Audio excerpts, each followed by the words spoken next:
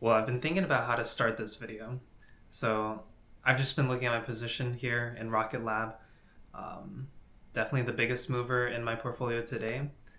One of my highest conviction stocks that I wish I ultimately put more money in the beginning. Because if we look back at where we started, all the way back in May, so up 240% in our initial buy. Kind of wish I accidentally pressed an extra zero or two here.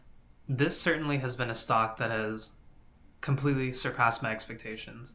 I'm a pretty patient guy, so I don't mind seeing my stocks go down 10, 20, 30%. I'll just keep buying, right? But in this case, I've just been buying as it goes up, up, up.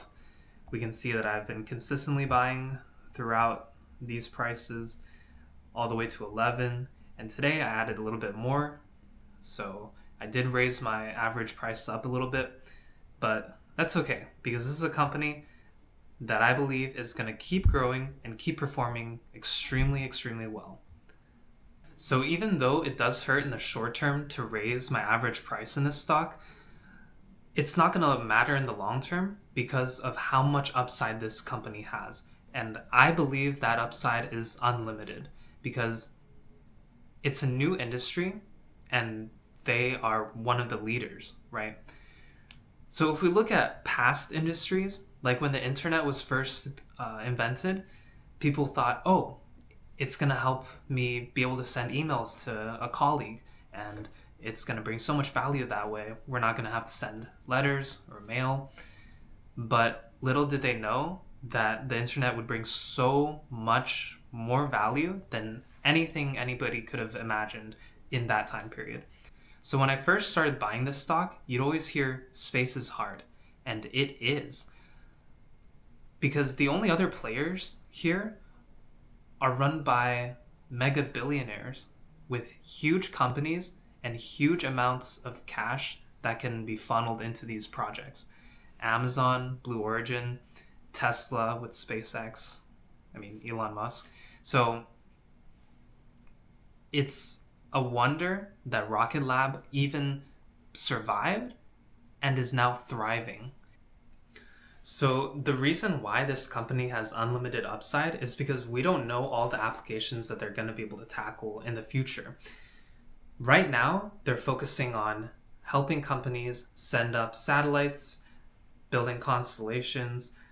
They have launch systems, and now they're predominantly space systems, helping build satellites and other objects and other tools that will be needed in this space industry. So even with that, they're going to succeed. They're going to keep growing revenues. They're going to keep increasing their number of customers, number of launches per year, and improving their capabilities. But in the future, we don't know how much more they're going to be able to do. And I'm willing to bet that it's a lot more. So looking at the chart here, I did start buying it when it was around $4, and soon it went parabolic and just kept rising, and I kept buying throughout these areas, and now my average is around $11.30.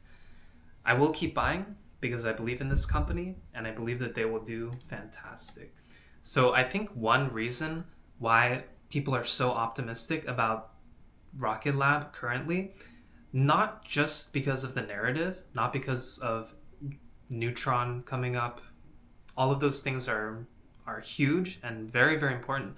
But also we see how amazing the increase in their space system revenue is.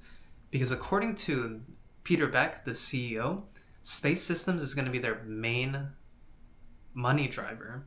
They're going to be able to have very consistently growing income because they're going to be working with their clients and customers, making products for them, maintaining their products, and just being constantly in cahoots with them, right?